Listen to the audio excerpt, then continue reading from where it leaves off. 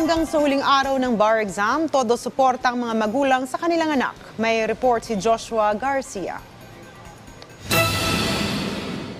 Iisa ang panalangin ng mga magulang na examinees ang makapasa ang kanilang mga mahal sa buhay nang masulit lahat ng pagod at sakripisyo na ginugol sa pag-aaral. Gaya na lang ni Bonifacio at Ed, kapwa galing sa malalayong lugar at matyagang naghihintay sa labas ng University of the Philippines. Kwento nila, ito ang kanilang paraan para iparamdam ang kanilang suporta sa kanilang mga anak. Na makapasa. Yun lang dasal namin na makapasa siya. Dapat nandun sa listahan after November. Yan lang yan lang panalangin namin palagi na of all the sacrifices niya. Mas lalo siya. Of course, nandun na, magiging Mr. HHUI. Okay. Diba? Matatandaan na nagsimula ang bar exams nitong nakaraang linggo.